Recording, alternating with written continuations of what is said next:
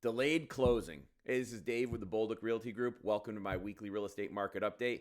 Today's October 27th. Hope you have a great weekend planned. It's a little cloudy out there right now. Supposed to be nice tomorrow, but of course, Sunday's going to be rain. Can't be a weekend without some rain. We're going to talk about key Connecticut market stats, what's going on with mortgage rates, a few other things, and then we'll finish up with the status of that fire damaged house that I'm working on. And yeah, we had to delay the closing. Kind of bummed about that, but it's reality. So going into key Connecticut market stats, active on the market today, 4,553 homes. That's down 26 from last week. We had about 278 new listings. That's also a little bit low.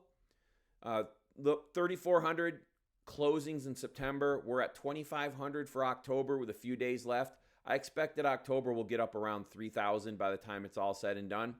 We'll see how that plays out. Based on the September number of closings, we have about 1.3 months worth of inventory on the shelf. Some key dates here. The PCE report came out today. Headline number was a bit hotter than expected at 0.4%. Core PCE reading was 0.3%. Inline, those are both month over month numbers. A little bit of a mixed bag there, a little bit hot, a little bit in line. It was all overshadowed by the personal spending numbers. Personal spending was up 0.7%, and compare that to disposable income, only up 0.3%, which that disposable income, if you adjusted it for inflation, it would actually be down minus 0.1%. What does that mean? Well, it means people are spending from their savings. If this trend continues, eventually savings are going to run out and spending is going to drop off like a rock. And why do we care about this? How does this play into real estate? Well, a few things. So first off, a lot of people have been using their equity in their homes for spending. And tapping into equity now is very painful because of the high interest rates. HELOCs are 8+% interest. So people are having to spend other forms of savings, other forms of equity in order to continue their spending. The higher cost and lower income is also squeezing some homeowners. In extreme situations, they may have to sell to avoid foreclosure or some other issue.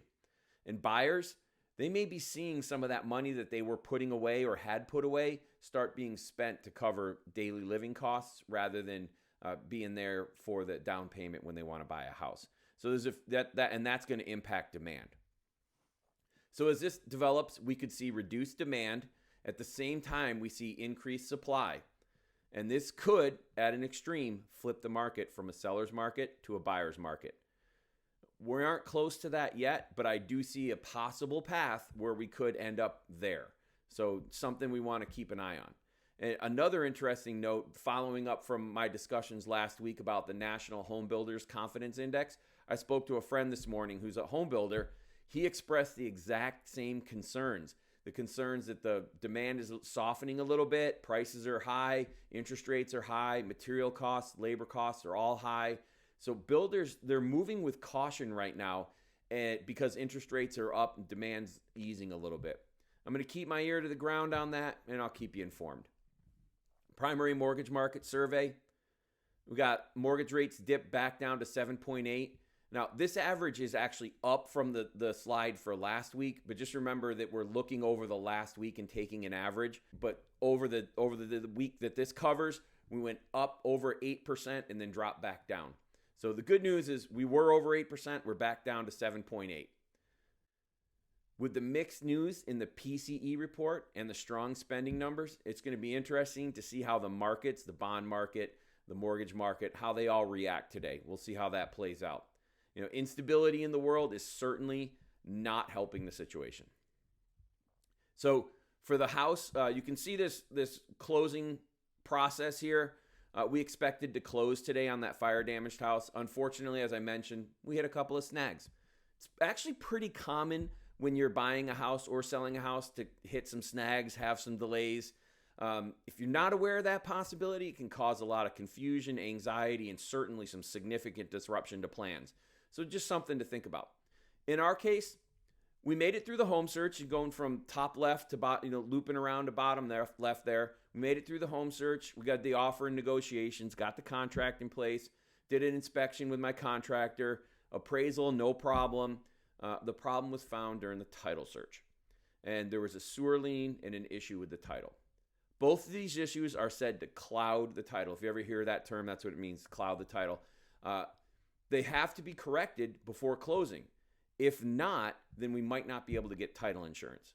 Now, I just covered a few terms and some concepts you may not be familiar with, so let me just break it down a little bit. First, couple definitions. So title in real estate is a chain of ownership going back in time. In Connecticut, the chain of ownership has to have no issues for at least 40 years back.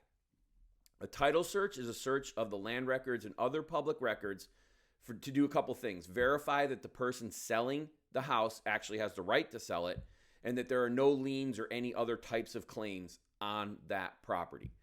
A lien is a claim on a property for a debt. And title insurance is insurance you buy one time, typically at closing, that covers you and or the lender. I always recommend buyers get buyer title insurance against any issues that might have been missed in the title search. Your attorney can tell you a lot more. The only thing I can say is, not even with this deal, in previous deals, I've had to use the title insurance to protect myself. It saved me thousands and thousands of dollars. So I think it's worth it. The first issue we found was a sewer payment wasn't made. The town placed a lien in order to make sure they'd get their money, even if it was when the house sold. So other types of liens are mechanics liens. If you don't pay a contractor, they can file one. Tax liens, if you don't pay taxes. Judgment lien, if you lose a lawsuit, you could get a judgment lien against you. This lien will be paid by the seller at closing. There will be a document filed on the land records to say, hey, the lien's been paid. It's called the lien release. It's not a big deal. It takes a little bit of extra paperwork, a little bit extra time.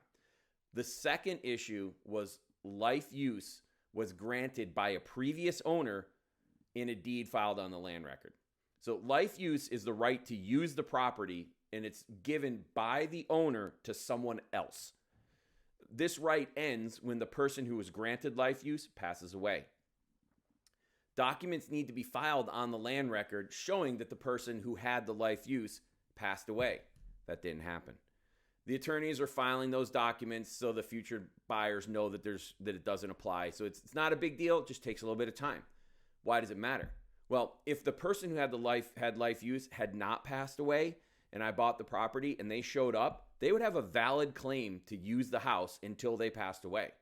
So I couldn't charge them rent. I couldn't make them pay for anything. They have life use. So it's important to get that resolved. Anyway, that's what I've got for today. I'll keep you in the loop on what's going on with the house as we close on Wednesday. That's the plan right now, and get in there, start the renovation. Have a great weekend. Comments, questions, likes, all that stuff are always appreciated. Have a great day.